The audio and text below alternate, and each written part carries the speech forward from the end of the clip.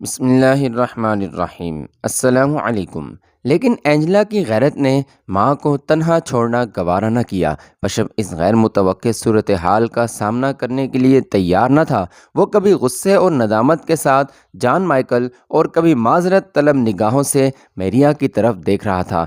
جان Michael نے دروازے میں کھڑے کھڑے سراہی سے ایک جام بھر کر پیا اور لڑکھڑاتا ہوا آگے بڑھا۔ وہ سراہی اور پیالہ میز پر رکھ کر پشپ کے قریب خالی کرسی پر بیٹھ گیا۔ اینجلا اپنی جگہ سے کھسک کر اپنی ماں کے قریب کھڑی ہو گئی۔ جان مائیکل نے کہا، آپ کھڑی کیوں ہیں؟ بیٹھ جائیے، آپ کے نوکر بہت بدتمیز ہیں۔ لوشا کا ہر آدمی جانتا ہے، لیکن آپ کے نوکروں کو یہ معلوم نہیں کہ میں اس شہر کا گورنر ہوں۔ مقدس باپ، میں آج اس بات کا فیصلہ کر کے جاؤں گا، لیکن یہ کھڑی کیوں ہیں؟ میں کوئی بھوت ہوں؟ اینجلا، تم مجھ سے خوفزدہ ہو؟ خدا کے لیے بیٹھ جاؤ، میں تمہارا دشمن نہیں ہوں۔ اور اپنی ماں کی طرف دیکھو، اس نے مجھے یہاں آنے کی دعوت دی تھی اور اب یہ میری صورت دیکھ کر کانپ رہی ہیں۔ پشپ نے کہا، میریا بیٹھ جاؤ۔ اینجلا بیٹی، ڈرو نہیں، مائیکل ایک نائٹ ہے، کلیسا کی بیٹی کو اس سے خوف کھانے کی ضرورت نہیں۔ مائیکل نے کہا، مقدس باپ، ان کا احترام میرا فرض ہے، لیکن کوئی نائٹ یہ برداشت نہیں کر سکتا کہ کوئی گھر میں بلا کر اس کی بے عزتی کرے۔ کیا انہوں نے مجھے یہاں آنے کی دعوت نہیں دی؟ اینجلا نے حقارت کے ساتھ اپنی ماں کی طرف دیکھا۔ پشپ نے پھر کہا، میں ابھی تمہیں بتا رہا تھا کہ موجودہ حالات ایسے ہیں جن کے باعث ہمارے بہترین سپاہی بہت زیادہ شراب پینے کے عادی ہو چکے ہیں۔ جب حالات بدلیں گے، یہ عادات بھی بدل جائیں گی۔ میریا، اینجلا، بیٹھ جاؤ۔ جان مائیکل کے دل میں تمہاری توہین کا خیال نہیں آ سکتا۔ میریا ایک لمحے جھجکنے کے بعد کرسی پر بیٹھ گئی، لیکن اینجلا کھڑی رہی۔ مائیکل نے اپنا لہجہ تبدیل کرتے ہوئے کہا، مقدس باپ، میں نے آپ کے ساتھ وعدہ کیا تھا کہ میں آج شراب پینے میں احتیاط برتوں گا، لیکن مجھے افسوس ہے، یہ میرے بس کی بات نہیں۔ میں جانتا ہوں کہ اینجلا شراب سے نفرت کرتی ہے۔ مقدس باپ، میں اسے چھوڑ دوں گا۔ اینجلا کے لیے میں سب کچھ کر سکتا ہوں۔ اینجلا، خدا کے لیے بیٹھ جاؤ۔ تم نہیں بیٹھو گی؟ تمہیں بیٹھنا پڑے گا۔ میں تمہارے گھر آ کر اپنی توہین برداشت نہیں کر سکتا۔ جان مائیکل نے لرزتے ہوئے ہاتھوں سے ایک اور جام بھر کر منہ سے لگا لیا۔ میریا نے اینجلا کا ہاتھ پکڑتے ہوئے آہستہ آہستہ سے کہا، یہ ایک شرابی کی ضد ہے۔ اینجلا اپنی ماں کے الفاظ سے زیادہ اس کی ملتجی نگاہوں سے متاثر ہو کر بیٹھ گئی۔ مائیکل کے متعلق اس کا خوف نفرت میں تبدیل ہو چکا تھا۔ چند لمحات قبل حیا کا تقاضا یہ تھا کہ وہ وہاں سے بھاگ جائے، اور اب غیرت کا تقاضا یہ تھا کہ وہ صورتحال کا مقابلہ کرے۔ جان مائیکل کچھ دیر خاموشی سے اینجلا کی طرف دیکھنے کے بعد بولا، تم نے کھانا کیوں چھوڑ دیا؟ کھاؤ، میری فکر نہ کرو، میں اس وقت کھانا نہیں کھاتا، صرف پیا کرتا ہوں۔ مقدس باپ، اگر آپ میرے ساتھ شرکت کرنا چاہیں تو یہ سراہی حاضر ہے۔ اس دن مجھے جو شراب ملی تھی وہ بہت ہلکی قسم کی تھی، اس لیے آج میں اپنی سراہی اٹھا لایا ہوں۔ اینجلا کی طرح شاید آپ بھی شراب سے نفرت کرتے ہوں گے، لیکن اگر آپ میری جگہ ہوتے تو بہت زیادہ پیتے، مجھ سے بھی زیادہ۔ آپ ہمیشہ مدہوش رہتے۔ ہوش میں انسان کو طرح طرح کے خیالات ستاتے ہیں۔ میرے متعلق آپ یہ خیال نہ کریں کہ میں ہمیشہ اسی طرح شراب پیتا تھا۔ نہیں، کسی زمانے میں شراب سے میری نفرت کا یہ عالم تھا کہ مذہبی رسومات میں بھی اسے ہاتھ نہ لگاتا تھا، لیکن اب میں سب سے زیادہ پیتا ہوں۔ اینجلا کو میری یہ عادت پسند نہیں۔ اسے شاید میری یہ عادت بھی پسند نہ ہو کہ میں رات کے وقت لوگوں کے گھروں میں چلا جاتا ہوں۔ اینجلا شاید مجھے ظالم کہے گی۔ پشپ نے مائیکل کو ٹوکنے کی ضرورت محسوس کرتے ہوئے کہا، میں اینجلا کو بتا چکا ہوں کہ آپ اپنی بیوی کی وفات کے بعد شراب کے عادی ہو گئے ہیں۔ مائیکل نے جواب دیا، یہ غلط ہے، یہ بالکل غلط ہے۔ میں جانتا ہوں کہ میری بیوی کی موت کا سبب میری شراب نوشی ہی تھی۔ صرف شراب نوشی ہی نہیں، اسے میری بہت سی عادتوں سے نفرت تھی۔ الحمہ کی فتح کے بعد جو کچھ ہوا، اس کے بعد وہ کہا کرتی تھی کہ تم وحشی ہو، لیکن یہ میرا قصور نہ تھا۔ الحمہ کی فتح سے پہلے میں بہت کم شراب پیا کرتا تھا، لیکن اس دن فتح کی خوشی میں نے کئی سراہیاں خالی کر دیں اور اس کے بعد وہ واقعہ پیش آیا۔ نشے کی حالت میں مجھے معلوم نہ تھا کہ میں کیا کر رہا ہوں۔ وہ بہت خوبصورت تھی، میں نے اس سے وعدہ بھی کیا تھا کہ میں تمہاری جان بچا لوں گا۔ اس کا جرم معمولی نہ تھا، اس نے ہمارے 2 سپاہی قتل کیے تھے، اس کے 4 بھائی جنگ میں مارے گئے تھے، شہر والے ہتھیار ڈال چکے تھے۔ ان کا فرض تھا کہ ہمارے لیے اپنے گھروں کے دروازے کھول دیتے، لیکن اس خوبصورت لڑکی کے گھر کا دروازہ بند تھا۔ میں نے دروازہ توڑنے کا حکم دیا۔ میں شاید ایسا نہ کرتا، لیکن فتح کی خوشی میں بہت زیادہ پیے ہوئے تھا۔ جب میرے سپاہی دروازہ توڑ رہے تھے، مکان کی چھت سے چند تیر آئے، میرے 8 سپاہی زخمی ہوئے اور وہ وہیں ڈھیر ہو گئے۔ ہم مکان میں داخل ہوئے تو وہاں صرف ایک لڑکی تھی۔ اس نے مجھ پر خنجر کے ساتھ حملہ کیا، لیکن میں نے اس کے ہاتھ سے خنجر چھین لیا۔ اگر میں منع نہ کرتا تو سپاہی اس کی بوٹیاں نوچ ڈالتے۔ سپاہی چلے گئے، لیکن میں وہیں رہا۔ میں نے اور شراب منگوائی۔ میں نے اسے ایک پیالہ پیش کیا۔ میں نے کہا، میں تمہاری جان بچانے کا وعدہ کرتا ہوں، میں تمہیں شہر سے باہر چھوڑ آؤں گا۔ لیکن وہ بہت ضدی تھی، بالکل اینجلا کی طرح۔ اس نے شراب کا پیالہ میرے منہ پر دے مارا۔ اس نے میرا منہ نوچ ڈالا۔ اس کی گالیاں میرے لیے ناقابل برداشت تھیں۔ اس کے بعد مجھے ہوش نہ رہا۔ مجھے معلوم نہ تھا کہ میں کیا کر رہا ہوں۔ وہ تڑپتی رہی اور اس کے گلے پر میرے ہاتھوں کی گرفت سخت ہوتی گئی۔ صبح کے وقت جب مجھے ہوش آیا تو اس کی لاش میرے قریب پڑی ہوئی تھی۔ اس کی خوبصورت گردن پر میری انگلیوں کے نشانات تھے۔ میں یہ سمجھ رہا تھا کہ وہ سو رہی ہے۔ اس کی صورت دیکھ کر مجھے یقین نہیں آ رہا تھا کہ میں نے اسے اپنے ہاتھوں سے ہلاک کیا ہے۔ میں اسے جگانے کی کوشش کر رہا تھا۔ اس کے بعد میں سارا دن شراب پیتا رہا۔ اس کے بعد میں ہمیشہ شراب میں غرق رہتا ہوں، لیکن یہ ایک ایسی تلخی ہے جو کبھی دور نہ ہوگی۔ میں نے پہلی بار اینجلا کو دیکھا تو مجھے وہ لڑکی یاد آ گئی۔ آج تک میں نے جو کچھ کیا ہے اس کی ذمہ دار وہ لڑکی ہے، اور اب آئندہ جو کچھ کروں گا اس کی ذمہ دار اینجلا ہوگی۔ میں آج اس بات کا فیصلہ کرنے آیا ہوں۔ اینجلا، تمہیں اس بات کا جواب دینا پڑے گا کہ میرے ساتھ شادی منظور ہے یا نہیں۔ اینجلا کی آنکھوں میں آنسو آ چکے تھے۔ وہ تصور میں اس بے کس لڑکی کی جگر دوز چیخیں سن رہی تھی۔ جان مائیکل کے سوال پر وہ چونک اٹھی۔ تمہیں میرا جواب معلوم ہے۔ اینجلا اٹھ کر کھڑی ہو گئی۔ مائیکل نے گرجتے ہوئے کہا، اگر یہ وہی جواب ہے جو مجھے اس لڑکی نے دیا تھا تو سنو، جس پھول کی مہک میرے لیے نہیں، میں اسے اپنے ہاتھوں سے مسلنے کا عادی ہو چکا ہوں۔ اینجلا نے جواب دیا، اس لڑکی کے ساتھ تم اپنا منہ کالا کرنا چاہتے تھے، اور مجھے تم نے شادی کا پیغام دیا ہے۔ فرڈینینڈ کے نائٹ اور کلیسا کے بہادر کو میرا یہ جواب ہے کہ میری نگاہ میں تمہاری نسبت لوشا کا ایک بھکاری زیادہ قابل عزت ہے۔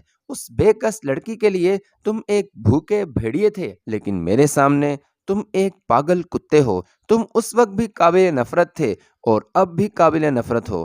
اینجلا، اینجلا، پشپ اور میریا نے ایک زبان ہو کر کہا، لیکن وہ ان کی طرف متوجہ نہ ہوئی۔ وہ کہہ رہی تھی، تم انسانیت کے نام پر بدنما داغ ہو۔ تم مجھے دھمکیاں دیتے ہو، لیکن جب تک مجھ پر خدا کا ہاتھ ہے تم میرا بال بیکا نہیں کر سکتے۔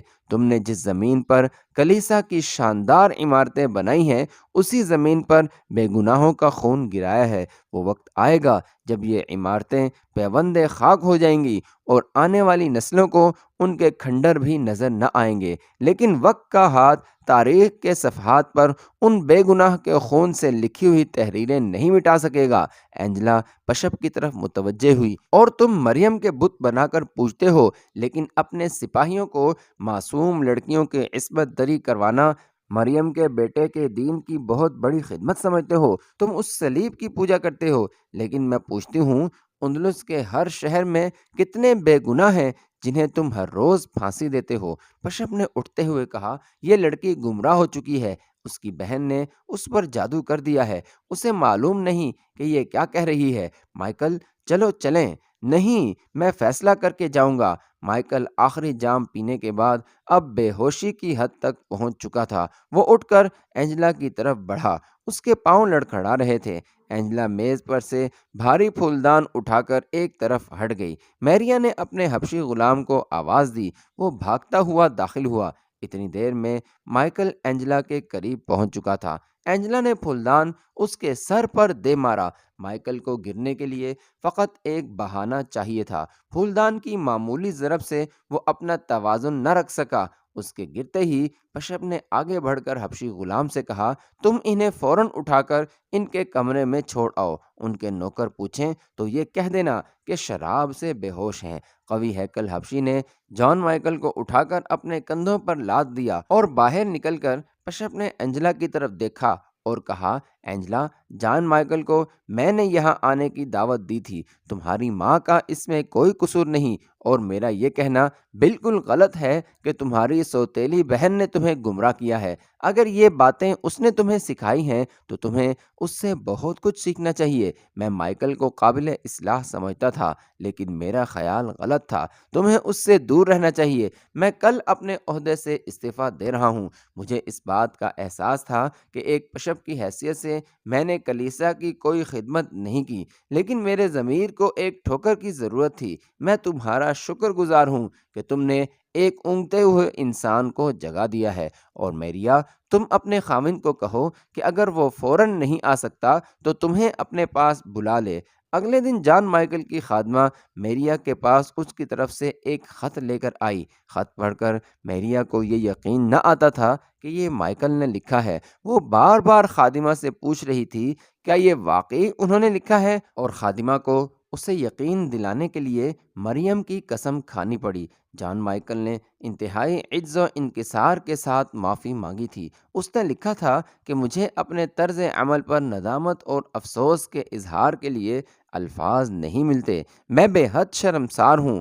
آپ کو معلوم ہے کہ میں نشے کی حالت میں تھا، اس لیے مجھے امید ہے کہ آپ میری خطا قابل معافی سمجھیں گی۔ میں وعدہ کرتا ہوں کہ آئندہ کبھی شراب پی کر آپ کے گھر میں قدم نہیں رکھوں گا، اور اینجلا کے ساتھ میں اس وقت تک ہم کلام ہونے کی جرت نہیں کروں گا جب تک وہ خود اپنی زبان سے یہ نہ کہے کہ میرے اخلاق میں ایک بہت بڑی تبدیلی آ چکی ہے۔ میں اطمینان سے اس وقت کا انتظار کروں گا جب میرے طرز عمل سے وہ مجھے ایک انسان سمجھنے پر مجبور ہو جائے گی۔ میں جانتا ہوں کہ رات کے واقعے کے بعد مجھ پر آپ کے گھر کا دروازہ بند ہو چکا ہے، لیکن آپ اطمینان رکھیں، جب تک آپ خود نہ بلائیں گی میں دروازہ کھٹکھٹانے کی جرت نہیں کروں گا۔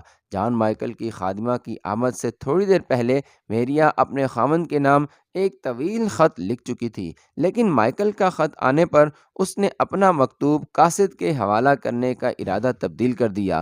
جب وہ جان مائیکل کے خط کا جواب سوچ رہی تھی، اس کی خادمہ نے اطلاع دی کہ ملاقات کے کمرے میں پشپ آپ کا انتظار کر رہا ہے۔ میریا نے جان مائیکل کی خادمہ سے کہا، تم جاؤ، میں انہیں اس خط کا جواب دے دوں گی۔ میریا نیچے اتر کر ملاقات کے کمرے میں داخل ہوئی۔ چند رسمی باتوں کے بعد پشپ نے کہا، مجھے تھوڑی دیر ہوئی، جان مائیکل کا خط ملا ہے۔ وہ لکھتا ہے کہ رات کے وقت اسے ہوش نہ تھا اور وہ بہت نادم ہے۔ اس نے مجھ سے یہ درخواست کی ہے کہ میں آپ کے سامنے اس کی طرف سے معذرت پیش کروں۔ اس نے میرے پاس بھی یہ خط بھیجا ہے، آپ پڑھ لیجئے۔ پشپ نے میریا کے ہاتھ سے خط لے کر اس پر سرسری نظر دوڑانے کے بعد کہا، مجھے بھی اس نے اسی طرح کی باتیں لکھی ہیں، اور میں یہ پوچھنے آیا ہوں کہ آپ نے اپنے شوہر کو رات کے واقعات کی اطلاع بھیج تو نہیں دی؟ نہیں، میں خط لکھ چکی تھی لیکن ابھی تک بھیجا نہیں۔ اینجلا نے خط پڑھ لیا ہے؟ نہیں، اسے بلاؤ، میں اس سے چند باتیں کرنا چاہتا ہوں۔ مجھے آپ کے حکم کی تعمیل سے انکار نہیں، لیکن اس وقت شاید وہ جان مائیکل کے متعلق کوئی بات سننا پسند نہیں کرے گی۔ میں جان مائیکل کا ایلچی بن کر نہیں آیا۔ اچھا، میں اسے بلاتی ہوں۔ پشپ نے کہا، یہ خط لے کر جاؤ۔ بہتر ہے کہ اینجلا میرے پاس آنے سے پہلے اس خط کو پڑھ لے۔ میریا اینجلا کو بلانے کے لیے اوپر چلی گئی۔ رات کو رخصت ہوتے ہوئے پشپ نے جو باتیں کی تھیں، اینجلا ان سے بہت متاثر ہوئی تھی، لیکن اب جب میریا نے اس کے ہاتھ میں جان مائیکل کا خط دینے کے بعد اسے بتایا کہ پشپ تم سے ملنا چاہتا ہے، تو اس نے فوراً کہا کہ اگر پشپ اس شرابی کا ایلچی بن کر آیا ہے تو میں اس سے ہرگز نہیں ملوں گی۔ کل وہ کہتا تھا کہ میں لوشا کے پشپ کے عہدے سے مستعفی ہو جاؤں گا، اور اب اسے ایک انتہائی قابل نفرت آدمی کی ذلیل ترین خدمت بجا لانے سے عار نہیں۔ میریا نے جواب دیا، اینجلا، یہ خط میرے پاس مائیکل کی خادمہ لائی تھی۔ اگر تمہیں یقین نہیں آتا تو تم اپنی خادمہ سے پوچھ لو۔ پشپ کا اس خط سے کوئی تعلق نہیں۔ تو آپ نے اس خط کا کیا جواب دیا ہے؟ میں نے ابھی تک کوئی جواب نہیں دیا۔ میں نے یہ خط پشپ کو دکھایا ہے۔ وہ کہتے ہیں کہ مائیکل نے انہیں اسی طرح کا خط لکھا ہے، تو اب وہ ہمارے درمیان مصالحت کروانے کا ارادہ لے کر آئے ہوں گے۔ ان سے ملے بغیر تمہیں ان کی نیت پر شک نہیں کرنا چاہیے۔ چلیے، اینجلا نے اٹھتے ہوئے کہا۔ پشپ نے اینجلا کو دیکھتے ہی سوال کیا، بیٹی، میں نے کل تمہیں بتایا تھا کہ میں اپنے عہدے سے مستعفی ہونے کا ارادہ کر چکا ہوں، لیکن مجھے مائیکل کا ایک خط ملا ہے۔ اس نے اپنے طرز عمل پر سخت ندامت کا اظہار کیا ہے۔ اگر یہ تبدیلی ہنگامی اور عارضی نہیں تو میں بھی یہ سوچتا ہوں کہ جب تک تمہارا باپ غیر حاضر ہے مجھے لوشا میں رہنا چاہیے۔ ابھی تمہاری ماں نے بھی مجھے اس کا ایک خط دکھایا ہے۔ اینجلا نے کہا، میں بھی یہ خط دیکھ چکی ہوں۔ پشپ نے سوال کیا، اس خط کے متعلق تمہاری کیا رائے ہے؟ اینجلا نے جواب دیا، میں صرف اتنا سمجھتی ہوں کہ حالات نے اسے ایک بھیڑیے کی درندگی کے بجائے ایک لومڑی کی چالاکی سے کام لینے پر مجبور کر دیا ہے۔ اس نے اپنا طریقہ کار بدلا ہے، خود کو نہیں بدلا۔ وہ جس شکار کو اپنے پنجے سے ہلاک نہیں کر سکا اس کے لیے اب جال بن رہا ہے، اور میں پھنکارنے والے اژدہے کی نسبت خاموشی کے ساتھ جالا بننے والی مکڑی کو زیادہ خطرناک سمجھتی ہوں۔ ممکن ہے تمہارا خیال صحیح ہو، کسی کے دل کا حال خدا کے سوا کوئی نہیں جانتا۔ اس معاملے میں میری ہمدردی تم لوگوں کے ساتھ ہے۔ میں تمہیں اور تمہاری ماں کو یہ مشورہ دینا چاہتا ہوں کہ اس خط کے بعد آپ کو ایسا جواب دینا چاہیے جس سے وہ مشتعل نہ ہو۔ میں آپ کو اس کے ساتھ راہ و رسم رکھنے کا مشورہ نہیں دیتا، لیکن میں یہ مشورہ بھی نہیں دوں گا کہ آپ اس کے خط کے جواب میں سخت الفاظ استعمال کریں۔ بعض ٹھوکریں ایسی ہوتی ہیں جو انسان کو سیدھا کر دیتی ہیں۔ ممکن ہے کہ کل کا واقعہ اس کی زندگی بدل ڈالے۔ اگر اس کے طرز عمل میں یہ تبدیلی عارضی اور وقتی ہے تو بھی میں یہ چاہتا ہوں کہ جب تک وہ اس شہر کا گورنر ہے اور تم سے اس قدر قریب رہتا ہے وہ ایک پرامن ہمسایہ بنا رہے۔ ہماری افواج غرناطہ پر حملہ کرنے والی ہیں۔ اشبیلیہ میں ابو داؤد کی مصروفیات کچھ ایسی ہیں کہ وہ شاید غرناطہ کی فتح تک واپس نہ آ سکے۔ اس کی غیر حاضری میں اگر آپ قدر تدبر سے کام لیں تو مجھے امید ہے کہ وہ آپ کو پریشان نہیں کرے گا۔ اینجلا نے کہا، اس نے وعدہ کیا ہے کہ وہ آئندہ ہمیں پریشان نہیں کرے گا، اور جب تک وہ اپنے وعدے پر قائم ہے ہمیں اس کے ساتھ الجھنے کی ضرورت نہیں۔ اگر آپ یہ سمجھتے ہیں کہ میری ماں کا جواب اس کی وحشیانہ فطرت بدل سکتا ہے تو آپ لکھوا کر بھیج دیں، لیکن جہاں تک میرا تعلق ہے خدا گواہ ہے، اگر مائیکل 1000 سال تک عبادت میں مصروف رہے اور میں اپنی آنکھوں سے یہ دیکھوں کہ فرشتے آسمان سے اتر کر اسے سلام کرتے ہیں تو بھی میں اسے قابل نفرت سمجھوں گی۔ اس واقعہ کے 1 ماہ بعد فرڈینینڈ غرناطہ پر حملہ کر چکا تھا۔ ملکہ ایزابیلا اور بادشاہ غرناطہ کو فتح کیے بغیر واپس نہ جانے کا حلف اٹھا کر اپنی ساری قوت کے ساتھ میدان میں آ چکے تھے۔ ابو داؤد اشبیلیہ چھوڑ کر غرناطہ کی سرحد سے چند میل کے فاصلے پر ایک شہر کو اپنی سرگرمیوں کا مرکز بنا چکا تھا۔ وہ گزشتہ ماہ میں سینکڑوں جاسوسوں کو تربیت دے کر غرناطہ بھیج چکا تھا۔ اس نے اپنی بیوی کو یہ خط لکھا کہ غرناطہ ہماری توقع سے پہلے ہی فتح ہو جائے گا، اور بادشاہ سلامت مجھے غرناطہ میں اپنا نائب السلطنت بنانے کا وعدہ کر چکے ہیں۔ لوشا میں قریباً 1 ماہ تک جان مائیکل کی طرف سے میریا کو کسی قسم کی پریشانی کا سامنا کرنا نہ پڑا۔ آخری ملاقات کے بعد اس کے طرز عمل میں کافی تبدیلی آ چکی تھی۔ اس کی خادمہ دن میں 1 بار میریا کے پاس آتی اور پوچھ کر چلی جاتی کہ آپ کو کوئی تکلیف یا کسی چیز کی ضرورت تو نہیں۔ میریا اس کے جواب میں اس کا شکریہ ادا کرتی۔ بذات خود جان مائیکل ان سے الگ تھلگ رہتا تھا۔ چند ہفتوں کے بعد میریا کو اس بات کا یقین ہو چکا تھا کہ وہ اپنے قول کا پکا ہے اور بن بلائے ان کے گھر میں نہیں آئے گا، کبھی کبھی اس بات پر خوشی ہوتی کہ اس کی اس تبدیلی کا باعث اینجلا ہے، لیکن جب وہ سوچتی کہ اینجلا کسی صورت میں بھی اس کے ساتھ شادی کرنے پر رضامند نہیں ہوگی تو اس کا دل بیٹھ جاتا۔ اسے جان مائیکل پر رحم آتا۔ جان مائیکل اب اپنی اکثر راتیں اپنے تاجر دوست کے ہاں گزارتا تھا اور شہر کی بے کس لڑکیوں کے ساتھ اس کا برتاؤ وحشیانہ تھا۔ میریا ان باتوں سے بے خبر تھی، لیکن شہر میں مسلمانوں کی ذبوحانی کی خبریں کسی نہ کسی طرح ربیہ اور ربیہ سے اینجلا تک پہنچ جاتی تھیں، اور جان مائیکل سے اینجلا کی نفرت روز بروز شدید تر ہوتی گئی۔ ایک دن پشپ نے میریا کو بتایا کہ جان مائیکل ایک دو روز تک محاذ جنگ پر جا رہا ہے اور اس کی جگہ قسطلہ سے ایک نیا آدمی آ رہا ہے۔ اگلے دن میریا کو شہر کے کوتوال کی بیوی کی طرف سے شام کے وقت جان مائیکل کے اعزاز میں الوداعی ضیافت میں شریک ہونے کی دعوت ملی۔ میریا نے اینجلا اور ربیہ کو اپنے ساتھ اس دعوت میں لے جانے کی کوشش کی، لیکن انہوں نے انکار کر دیا۔ میریا نے اینجلا کو سمجھایا، بیٹی اب وہ جنگ پر جا رہا ہے، تمہارے دل میں اس کے خلاف کوئی بغض نہیں ہونا چاہیے۔